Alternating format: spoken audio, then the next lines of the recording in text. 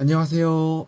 체육 임용 시험에 대해서 공부 방법과 그 팁을 알려드리는 영상이고요. 6번째 시간입니다. 먼저 스포츠 사회학부터 시작을 했고요. 1.5배수로 들어주세요. 그러면 적절한 것 같습니다. 쭉 나와서 오늘은 스포츠와 일탈에 대해서 한번 언급을 해보려고 하는데요. 일단 스포츠 일탈이라는 것이 어떤 의미인지 그 개념을 책을 읽으시면서 파악을 하셔야 되고요. 시험에 자주 나오는 부분이 스포츠 일탈의 구조적 원인에 대한 부분입니다. 즉, 이 구조적 원인이 네 가지가 있어요. 양립 불가능한 가치 지향, 승리 대한 강박, 경쟁적 보상 구조, 역할 갈등 이렇게 나와 있는데 스포츠 지도사 시험이라든가 이런 데서는 이것을 단답식으로 물어볼 수가 있습니다. 스포츠 일탈의 구조적 원인이 아닌 것은 1번 양립 불가능한 가치 지향, 승리 대한 강박, 경쟁적 보상 구조, 4번 다른 거 넣을 수 있겠죠.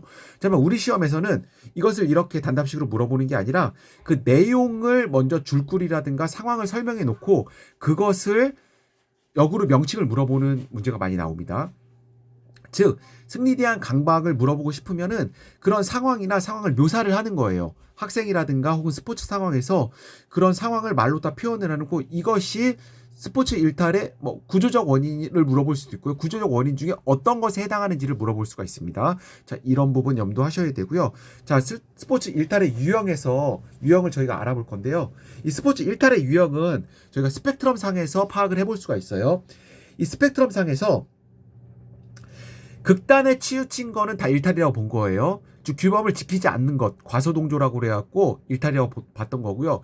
규범을 지나치게 지키는 것, 과잉동조, 긍정적 일탈이라고도 하는데 이것조차 스포츠 일탈이라고 본 겁니다. 그리고 이 과잉동조 유형에는 몰입규범, 구분짓기 규범, 인내규범, 도전규범이 있는데 역시 마찬가지로 이 명칭은 암기를 해주셔야 되고요. 각각의 암기를 해주실 때 그 상황을 글을 통해서 여러분들 파악을 하셔야 됩니다. 글을 통해서 파악을 하셔야 되는데 키워드나 키문장을 여러분들이 알고 계셔야 돼요. 즉 몰입규범 같은 경우에는 예를 들면 경기 헌신하여야 된다 이런 내용이 나오면 몰입규범이라고 아시면 되고요. 구분짓기 규범은 탁월성이랑 단어. 인내비용 같은 경우에는 참고 한다, 부상에도 고통을 인내한다 이런 게 나오면 이제 인내규범이라는 걸 알 수 있고요. 도전규통 같은 경우는 어떠한 한계도 수용하지 않고 꿈과 자아 실현을 위해 한계를 극복하고 역경을 헤쳐나간다. 이런 것들이 나오면 인내규범이라는 걸 알 수가 있습니다. 그 이외에도 이 과잉동조 이외에 이게 아까 긍정적 일탈이라고 그랬잖아요. 이런 것들이 과트레이닝, 부상투혼, 운동중독 등도 있을 수 있어요. 근데 가장 중요한 건 이 과잉동조의 몰입규범, 구분짓기규범, 인내규범, 도전규범이 있다는 것을 명칭을 암기해 주시는 거고요. 이 각각의 명칭이 어떤 상황 속에서 어떻게 글로써 표현될 수 있는지 여러분들이 책을 많이 읽어서 그런 부분을 알고 계셔야 되고요. 이런 것들이 스포츠 상황, 체육 상황 속에서 어떻게 묘사되어야 되는지 한번 여러분들이 생각을 해보시면 돼요. 그리고 이제 부정적 일탈 중에 폭력도 있는데 부정적 일탈에 약물 복용, 부정행위 폭력이 있는데 이 폭력을 스미스가 폭력의 유형을 나눈 게 있어요. 격렬한 신체 접촉, 경계 폭력, 준범죄 폭력, 범죄 폭력으로 나왔는데 이제 여러분들 아시겠죠? 격렬한 신체 접촉, 경계 폭력, 준범죄 폭력, 범죄 폭력은 외워주셔야 되는 거고요. 폭력의 유형은 외워주셔야 되는 거고, 이 격렬한 신체 접촉이 어떤 건지를 책을 통해서 파악하시면 돼요. 읽어서. 그렇게 하고 그 사례를 알고 계시면 됩니다. 사례를 알고 계시고, 격렬한 신체 접촉과 범죄 폭력 같은 경우에는 여러분들 구분이 좀 명확하게 되는 편이에요. 근데 시험에 많이 묻는 부분이 이미 많이 물었고요. 경계폭력과 준범죄 폭력이 조금 헷갈리는 부분이 있어요.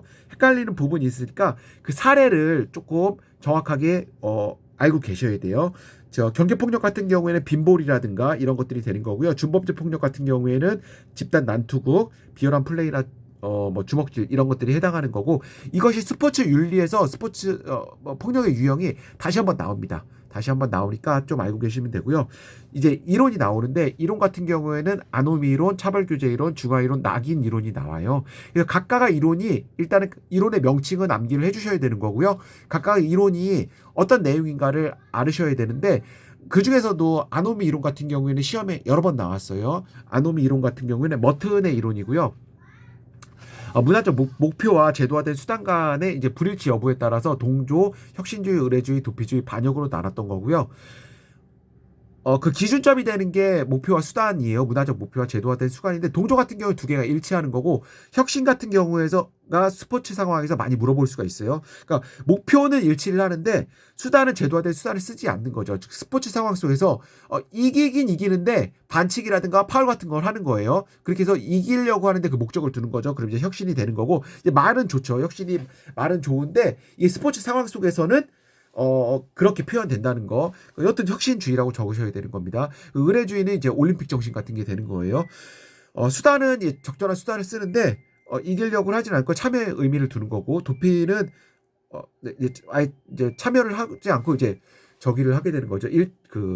참여 중단 이런 것들이 되는 거고 반역은 이제 새로운 문화적 목표와 수단을 창조하게 되는 겁니다. 그래서 사회 운동의 일환으로 되는 거고요. 국민체육진흥 운동이라든가 아마추어 운동이 이런 것들에 해당할 수가 있습니다.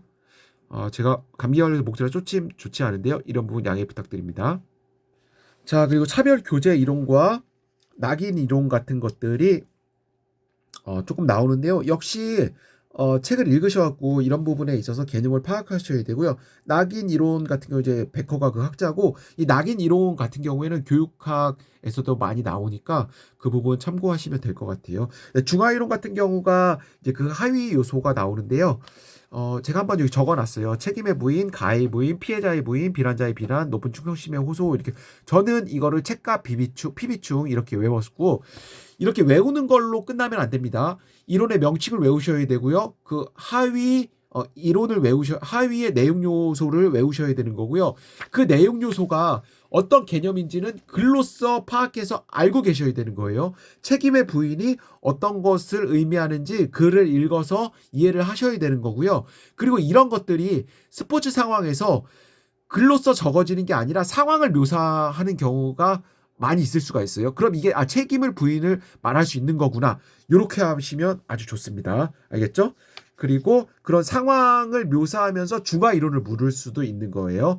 자, 요렇게 문제가 출제된다는 거 여러분들 알고 계시면 되고요. 자, 오늘은 여기까지 하도록 하겠습니다. 그리고 다음 시간에 집합행동과 스포츠의 구조하면서 스포츠 사회학 마무리하고 다음에 심리학 들어가도록 하겠습니다. 오늘 여기까지 하도록 하겠습니다. 감사합니다.